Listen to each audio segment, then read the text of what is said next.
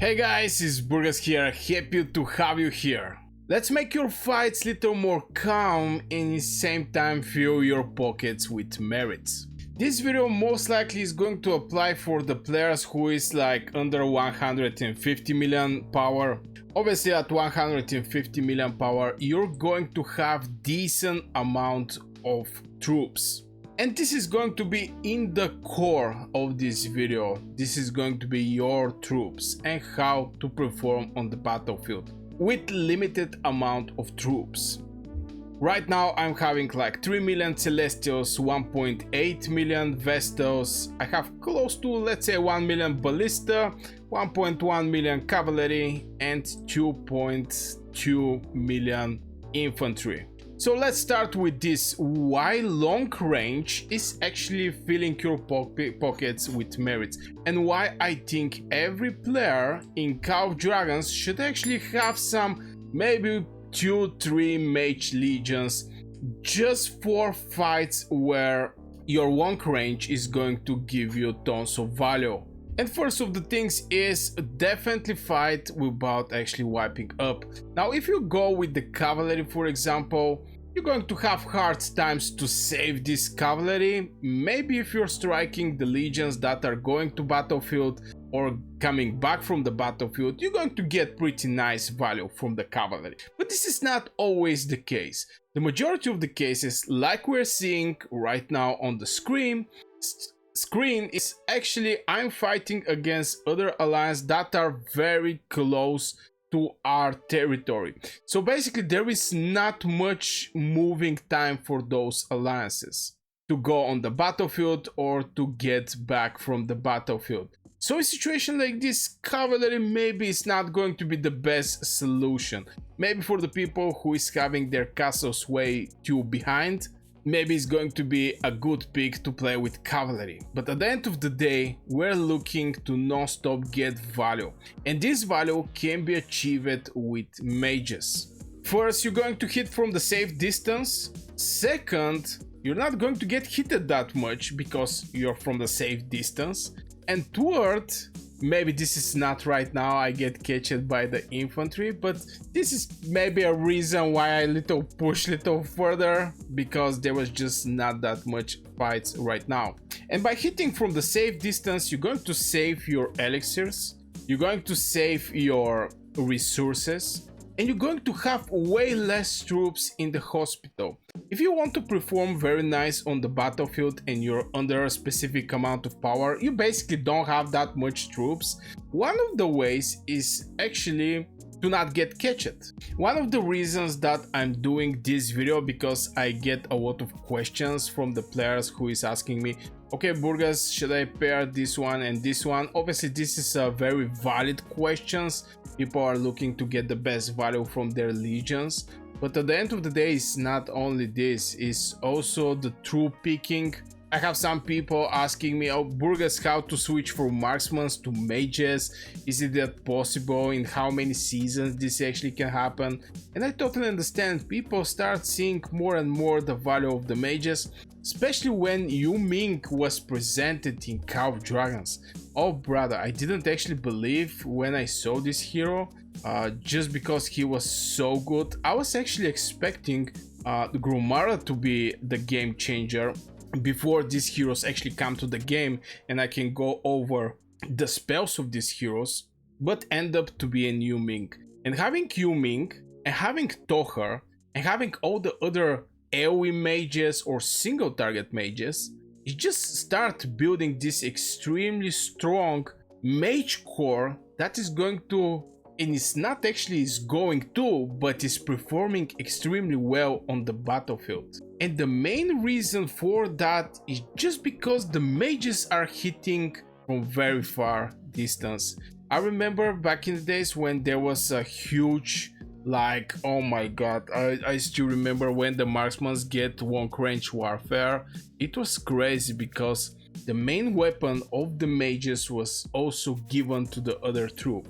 Obviously, Marksman was extremely happy with what is happening, and definitely they start performing extremely well on the battlefield, having the troop with the biggest damage in Call of Dragons, with the biggest range in Call of Dragons, was making the things little unbalanced, but that was when the reduction of the base stats was 15%. Right now it's 20%, so I think it's fine.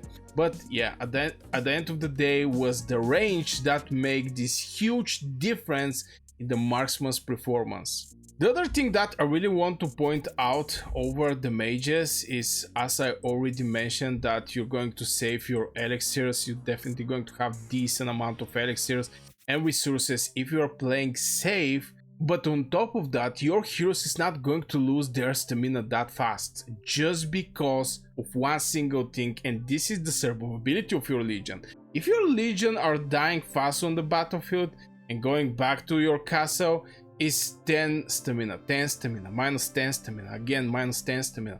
All these things is reducing the stamina, and at one point you're not going to be able to play with your hero. So it's not only that you're saving elixirs, it's not only that you're saving resources, on top of that you're saving also stamina. And having couple mage legions is just going to help you continue fighting if your cavalry is on the hospital, if your infantry are on the hospital, or if your marksman is in the hospital. Even though that I think the marksmen still don't have that much stamina issue, but if you're cavalry, if you're infantry main, you know what I'm talking about. And I'm going to share some reports with you. This is from my last fight that I was having. This is my Goresh Kuma. It's half 15k, close to 16k severely wounded, but on the enemy side I get 23k, 0.7, 9.54k merits. If I check my Ming and Gumara, for the same amount of time, okay, not actually same amount of time, my Goresh gets sent at home a couple times. That's why I say cavalry and infantry are legions that you're going to lose your stamina and troops very fast. I have some free-to-play players asking me, yo Burgas, is it good idea to start with the infantry? And my answer is always no. Infantry is just expensive troop. You're going to fill your hospital, you have to have resources to actually heal this infantry. It's just not a good idea. But with mages, Ming and Gumara, 20k on my side, 156k on the enemy side. 156 is the troop amount the enemy have to heal, and for me it's only 20k. Sometimes, guys, believe it or not, is going to end up who is still having troops on the battlefield, who is still having some resources to heal their troops on the battlefield. And having this edge on your side is just going to make the fight way more easy. Obviously, everybody should bring like one infantry legion.